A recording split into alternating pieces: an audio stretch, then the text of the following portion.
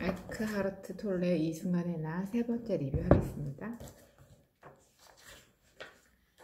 사랑은 존재의 상태입니다. 사랑은 외부가 아닌 당신의 내면 깊숙한 곳에 있습니다. 당신은 결코 사랑을 잃을 수 없고 사람도 당신을 떠날 수 없습니다. 사랑은 다른 사람의 육체와 같은 어떤 외적 형태에 의존하지도 않습니다. 고통이 사라지는 순간, 지금 이 순간을 존중하고 받아들인다면 고통과 괴로움 그리고 에고 지배를 받는 마음으로부터 자유로워질 수 있습니다. 지금 이 순간을 존중하고 받아들이는 것이 중요하겠네요. 에고에 의해서 지배를 받지 않으려면요.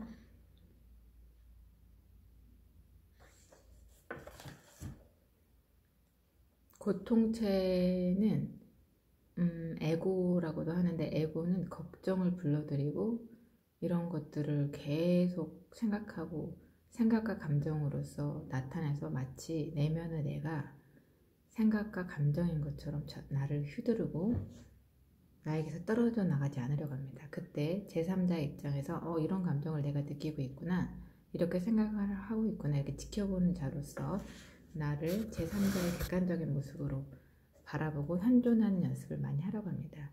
현존하는 나를 존중할 때, 모든 것을 받아들일 때 고통으로부터 자유로워질 수 있다고 하네요. 고통에서 벗어나는 길.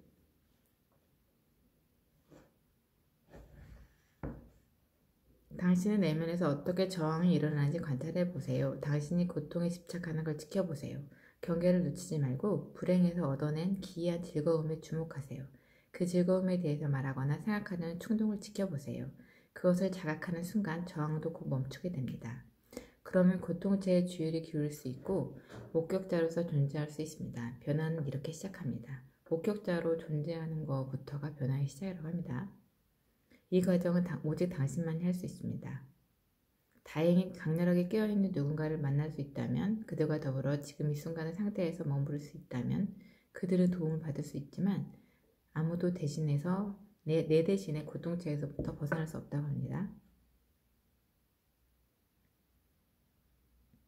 당신이 고통과 자신을 동일시하는 한 당신은 고통으로부터 자유로울 수 없다는 것입니다. 자아 감각의 일부를 감정적 고통에 쏟아붓는다는 건 고통을 치유하려는 모든 노력에 무의식적으로 저항하고 그를 방해하고 있는 것과 다름없습니다. 그렇게 저항하고 방해하는 이유는 무엇일까요? 간단합니다. 자아를 손상시키고 싶지 않기 때문입니다. 고통이 당신의 중요한 일부가 되어버렸기 때문입니다. 이것은 무의식적인 과정이어서 이를 극복할 수 있는 유일한 방법은 그것을 자각하는 것뿐입니다.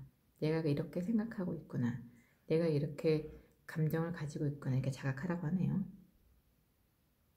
빛을 받으면 무엇이든 빛이 된다. 고통에 얽매여 있거나 얽매여 있었다는 사실을 불현듯 깨닫는 것은 참으로 놀라운 일입니다.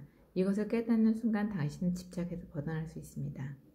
고통체는 하나의 독립체에 가까운 에너지장으로 당신은 내면에 일시적으로 머물고 있습니다. 그것은 더 이상 흐르지 않는 덫에 걸린 삶의 에너지입니다.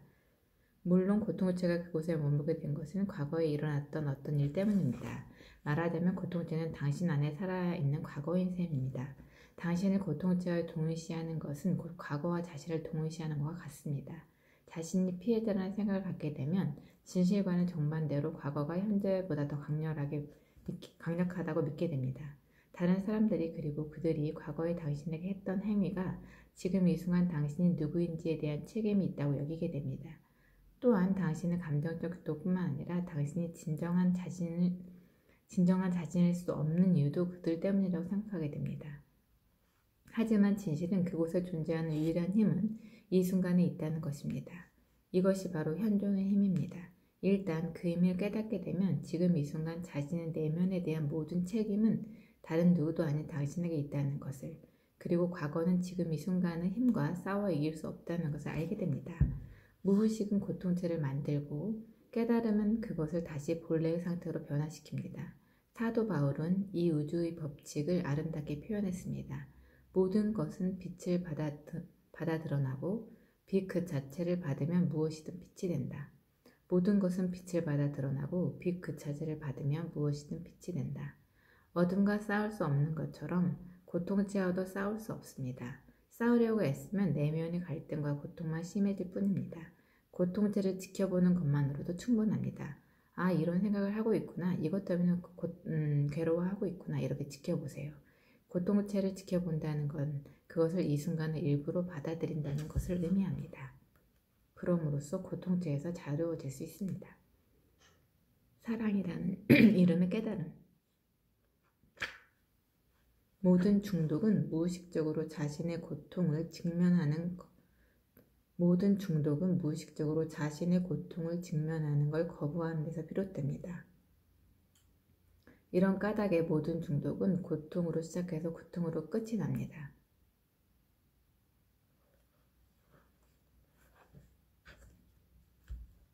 성숙한 사랑의 의미. 혼자 살든 누군가와 함께 살든 중요한 것은 현재에 머물며 지금 이 순간에 좀 더 깊이 관심을 가짐으로써 더 강렬하게 현존하는 것입니다. 성숙한 사랑을 하기 위해서는 당신의 현존이 강해져야 합니다. 그래야 당신이 생각하는 자나 고통체에 더 이상 지배받지 않고 그것들을 자신으로 착각하지 않을 수 있습니다. 생각하는 자의 근원이 되는 존재로서 마음의 목소리 저번에 흐르고 있는 고요함으로써 고통의 밑바닥에 있는 사랑과 기쁨으로써 당신 자신을 인식하는 건 자유이며 구원이고 깨달음입니다. 실제로 있는 그대로를 수용하며 판단을 멈추는 순간 마음으로부터 자유로워지는 동시에 사랑, 기쁨, 평화를 위한 자리가 생깁니다. 실제로 있는 그대로를 수용하며 판단을 멈추는 순간 마음으로부터 자유로워지는 동시에 사랑, 기쁨, 평화를 위한 자리가 생겨납니다. 우선 자신에 대한 판단을 멈추세요. 그리고 상대방을 판단하는 것도 중지하세요.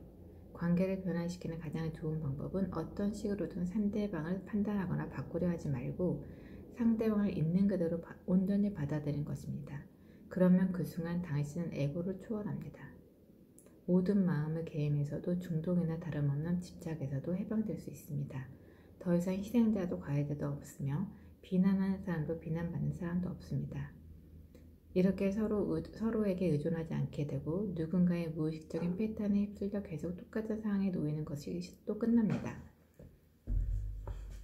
관계를 변화시키는 가장 좋은 방법은 어떤 식으로든 상대방을 판단하거나 바꾸려 하지 말고 상대방을 있는 그대로 온전히 받아들이는 것입니다. 그러면 모든 마음의 게임에서도 중독이나 다름없는 집착에서도 해방될 수 있습니다. 사랑은 존재의 상태입니다. 따라서 사랑은 외부가 아닌 당신의 내면 깊숙한 곳에 있습니다. 당신은 결코 사랑을 잃을 수도 사랑도 당신을 떠날 수 없습니다. 사랑은 다른 사람의 육체와 같은 어떤 외적 형태에 의존하지도 않습니다. 존재의 고요함 속에서 당신은 형태와 시간을 초월하여 자신의 본질을 느낄 수 있습니다. 그것은 육체의 생기를 불어넣는 드러나지 않은 생명과도 같습니다. 다른 모든 이들과 모든 창조물 깊은 곳에서도 이와 같은 생명을 느낄 수 있습니다. 당신은 형태와 분리의 장막 너머를 바라봅니다. 이것이 하나됨에 대한 깨달음, 바로 사랑입니다.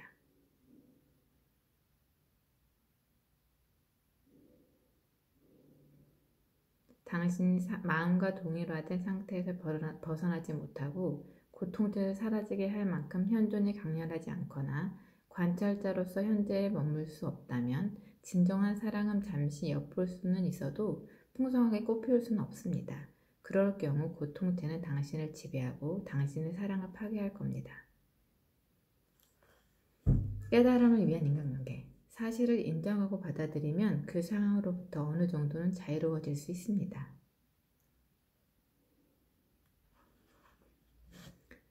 자신이 평화로운 상태에 있지 않고 불안을 느끼고 있음을 인식한다면 그 불안을 사랑스럽고 부드러운 포옹으로 감싸는 고요한 공간을 만들어 보세요. 그러면 당신의 불안은 평화로 바꿀 수 있습니다. 내면의 변화를 가져오기 위해 당신이 할 수 있는 일은 없습니다. 당신 자신을 바꿀 수도 없고 당신이 상대방이나 그 누구를 바꿀 수도 없습니다. 당신이 할 수 있는 것은 변화가 일어날 수 있고 자비와 사랑이 들어올 수 있는 공간을 만드는 것이 전부입니다.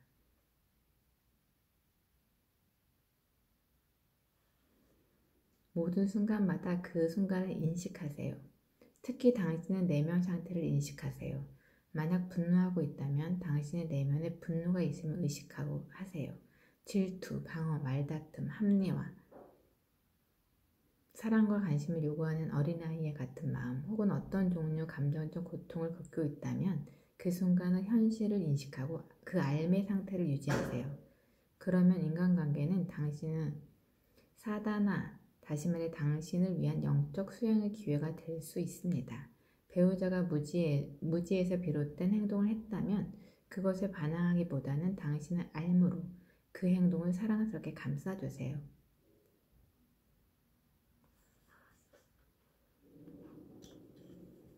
인간관계가 행복이 아닌 깨달음을 위한 것임을 받아들인다면 당신은 인간관계에서 구원을 얻을 뿐만 아니라 이 세상에 찾아올 더 높은 차원의 의식 수준에 도달하게 될 겁니다.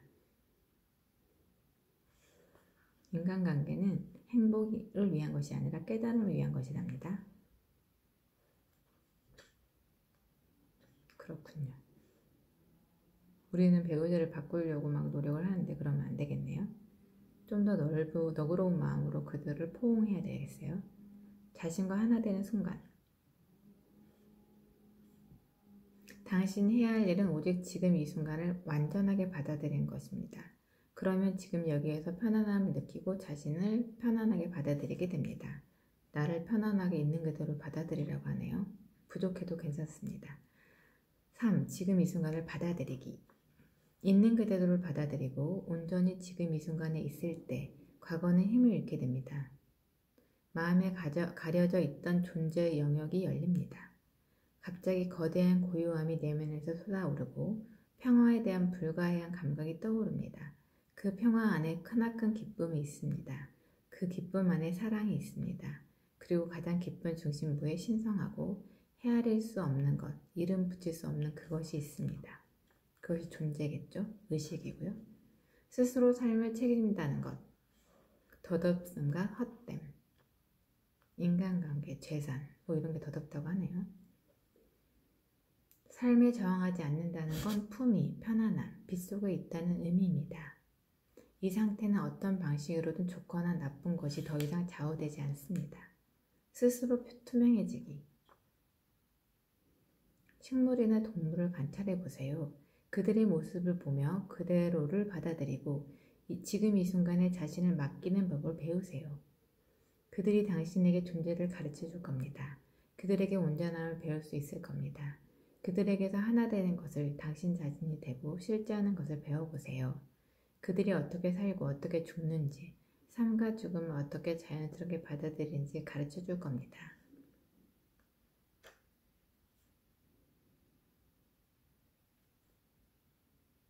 부정적 반응을 떨쳐버리는 대신 반응의 외적 요인에 투명해지는 자신을 상상하면서 부정적인 반응을 사라지게 할 수도 있습니다.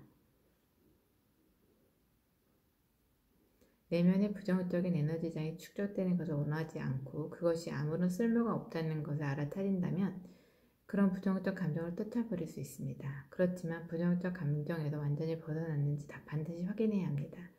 만약 벗어날 수 없다면 그런 감정이 있다는 걸 받아들이고 그 느낌에 주목하세요. 자신이 투명해지는 것을 느껴보세요. 물질적으로 견고한 당신 육체가 없는 상태라고 느껴보세요. 이제 소음을 비롯해 부정적인 반응을 일으키는 것은 무엇이든 당신을 통과해 가도록 두세요. 당신 내면에서 단단한 벽이 더 이상 부딪히지 않도록 합니다. 무엇이든 완전히 받아들일 수 있으면 당신은 평화로울 수 있습니다. 온전히 내어주고 맡길 때 이런 기적이 일어납니다. 있는 그대로를 받아들이면 모든 순간이 최고 순간이 됩니다. 이것이 깨달음입니다. 평화를 찾아 헤매지 마세요. 지금 이 순간이 아닌 다른 상태를 추구하지 마세요. 그렇지 않으면 내면의 갈등을 겪으며 그것에 무의식적으로 저항하게 됩니다. 평화에 머물지 못하는 자신을 용서하세요. 당신이 평화로운 상태이지 않다는 걸 완전히 받아들이는 순간 그 평화롭지 못함이 평화로 변화할 것입니다. 무엇이든 완전히 받아들일 수 있으면 당신은 평화로워질 수 있습니다. 온전히 내어주고 맡길 때 이런 기적이 일어납니다. 있는 그대로를 받아들이면 모든 순간이 최고의 순간이 됩니다. 이것이 깨달음입니다.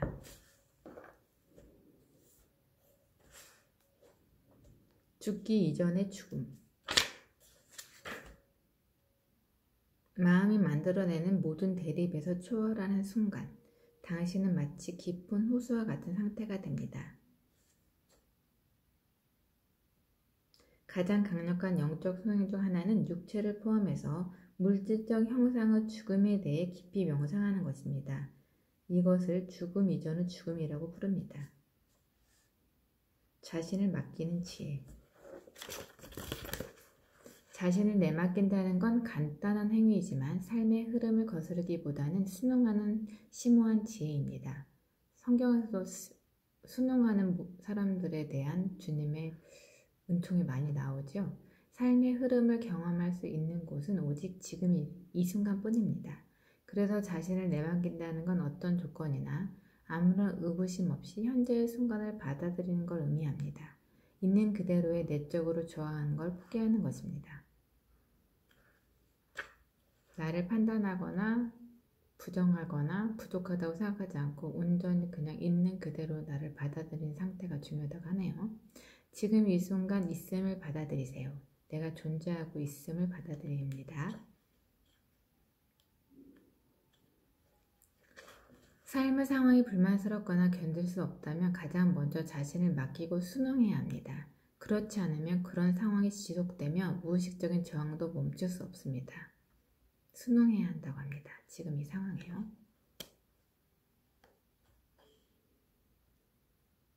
내맡김의 상태에서는 무슨 일을 해야 하는지 명확해지고 한 번에 한 가지 일에만 집중하게 됩니다.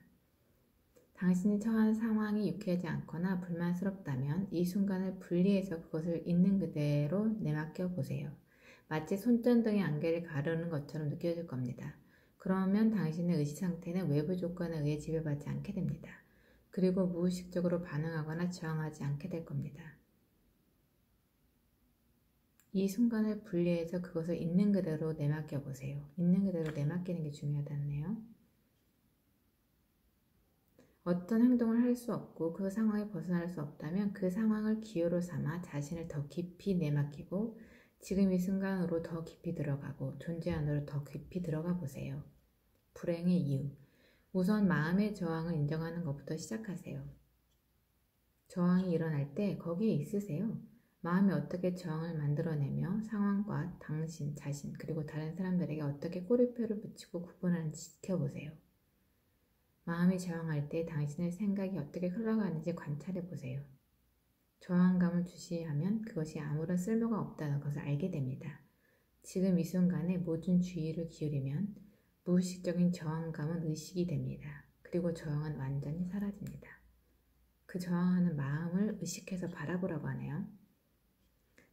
자신을 온전히 내맡길 때 비로소 영적 차원은 당신의 삶 속에서 살아있는 현실이 될 수 있습니다. 자신을 내맡길 때 당신은 여전히 세상을 좌우하고 있는 마음의 에너지보다 훨씬 더 높은 주파수 에너지를 발산할 수 있습니다.